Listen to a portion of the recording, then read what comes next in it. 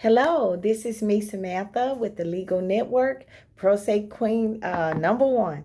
And today we're going to talk about a subject. If you notice, I changed my outlook. And the reason why is because, in my last videos, we talked about getting a job and appearances and stuff. So I had to change my look as far as that. So first of all, before we get into started, I would like for you to subscribe to my channel, hit that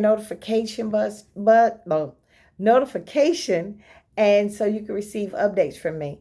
Now, what I'm about to talk to you about, I must give a disclaimer. I'm not an attorney. I'm not giving out any legal advice, nor am I representing anybody in a legal entity, okay? If you need further information about issues like this, you can do your research, or if you need to get an attorney, contact a lawyer in your neck of the woods, okay? So the first, I'm giving a segment on some issues that are becoming common practice, especially during the COVID virus.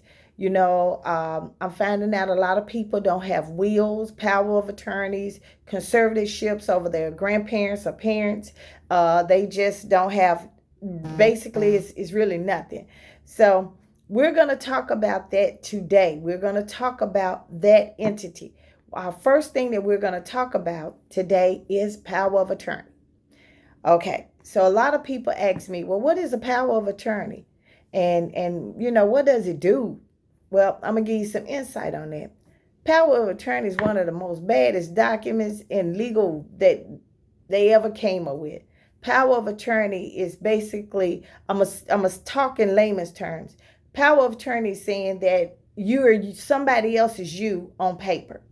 And basically what they can do is, with power of attorney, they have control over you, your assets, your property. They have all of that at the time that you're unable to handle your own. You can have a short-term power of attorney. You can have a long-term. You can have an irrevocable. That means that once it's done, it's done. Or you can have a revocable, meaning that, if somebody mess up or try to scam you, you can change it up. You can have a medical power of attorney. You can have a financial power of attorney. You can have a power of attorney that only get your tags. You can have a power of attorney a dual power of attorney that handles your medical and your finances. You can do all of that. With the power of attorney, if you notice, I'm gonna stop to make this point. Have you ever noticed why some NBA players, they be working so hard and they end up bankrupt, or they end up not having no money? Well, some of them give their managers power of attorney, and as a result of that, the he can go, and he probably going in his checking account and going and do some things and going to get credit in his name and buying land for himself and all of that, writing checks for himself. So that's how that come about.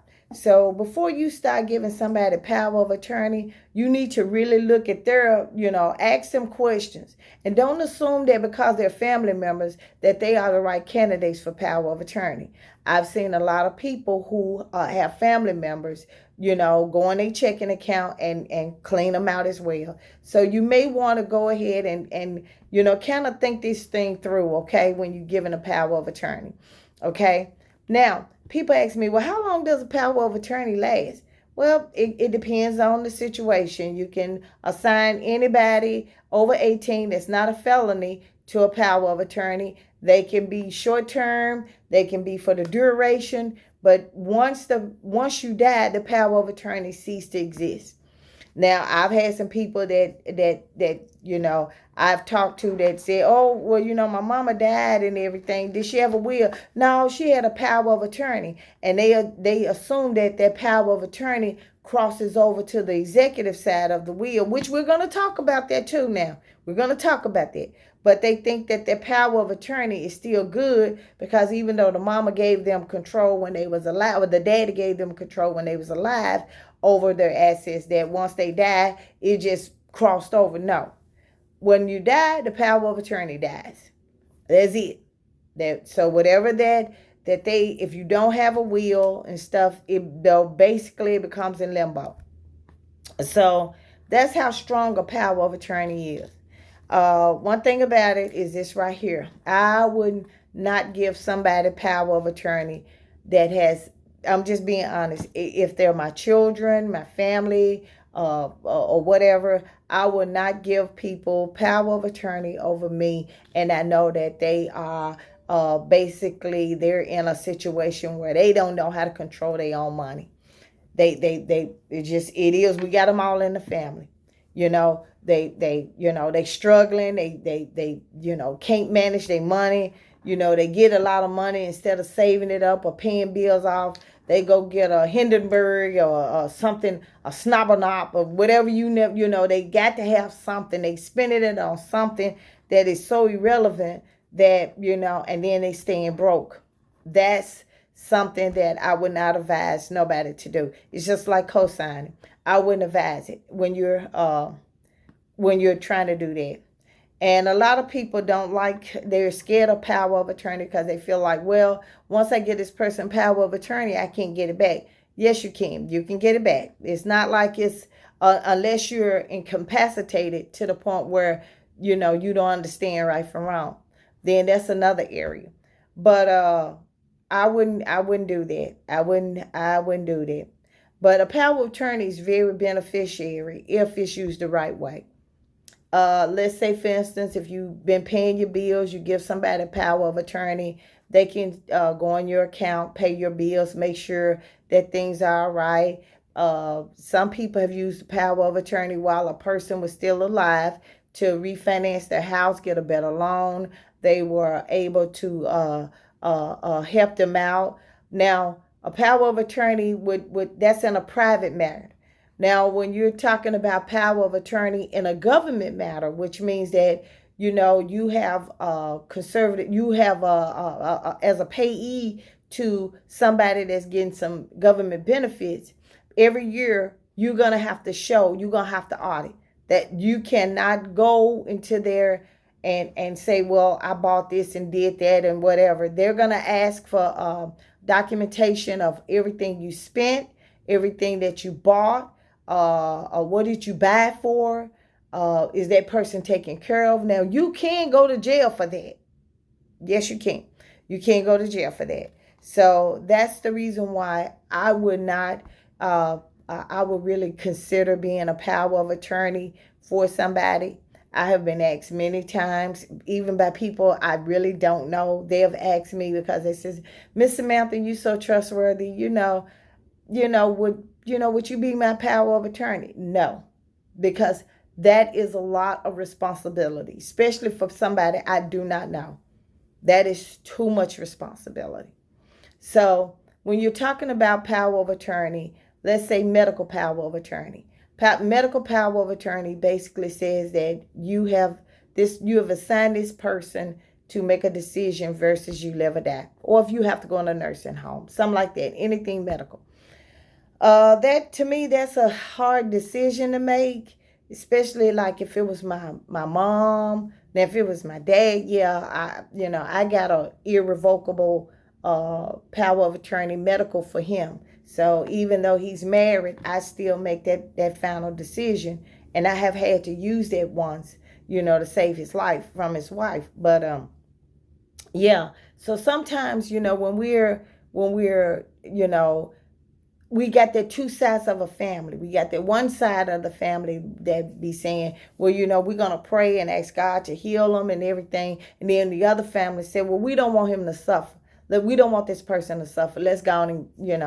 And I have sympathy for both of them. So how do you eliminate that? Well, I'm going to tell you. You get a living will. A living will states that at the time of anything happen where the quality of your life ceased to exist, that, it doesn't mean that, like if you have a heart attack, they're not to revive you. That's a myth.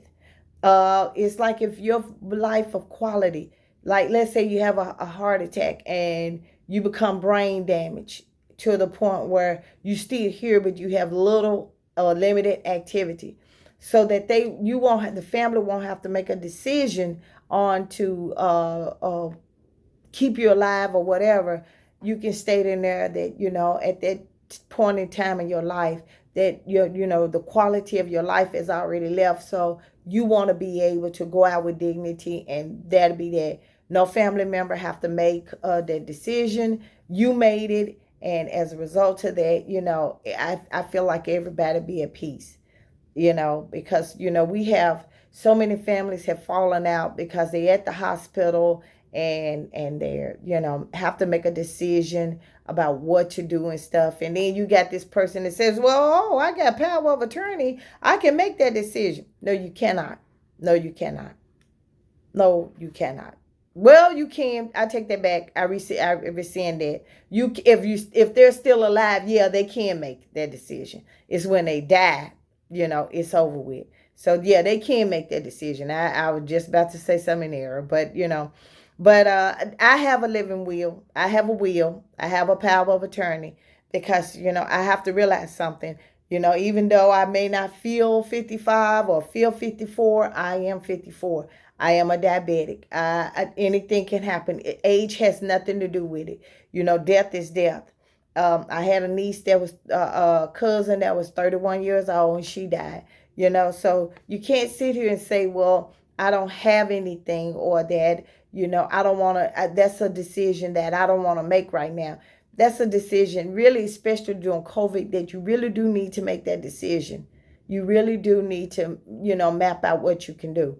Telling everybody, well, if something happened to me, my checking account is at, I'm just going to throw it out, Bank of America. You go to Bank of America and no, Bank of America is not going to give you anything, because if you're not on the account, they're not going to give it to you. So that's why they do the designation of beneficiary, but, or other things. So I hope that this is something about power of attorney. I'm going to do another segment that talks about living wills, and things like that. So, but I hope this is some information that would give you some kind of guidance on where you need to be, how you need to handle it. We're going to do another segment about conservatorship, when when the person is not even able to do a will, where you can start doing, and that's what called a conservatorship, right?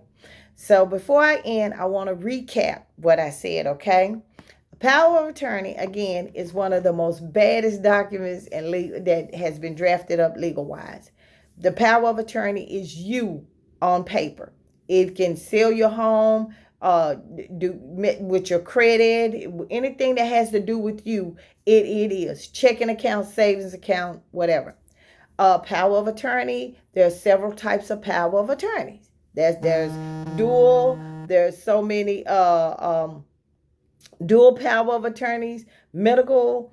You can have short-term, long-term. Is different types of power of attorney. Okay, and the power of attorney is active only while you're alive. Once you're deceased, the power of attorney ceases to.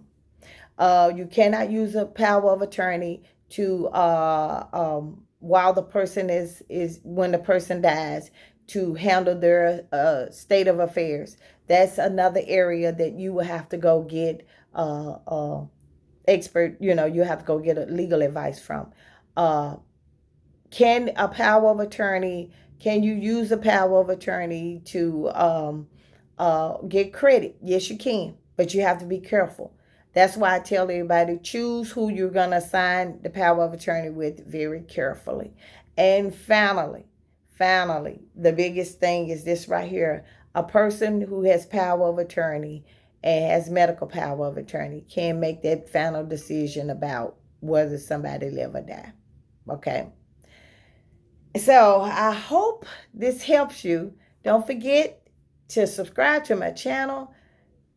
I'm trying to get it where I can do podcasts, but I got to get, right now I'm at 2 something. I got to get it up higher. I think you guys can make it happen for me. Let's make it where, we can do this. And I thank you guys, and watch out for the next video.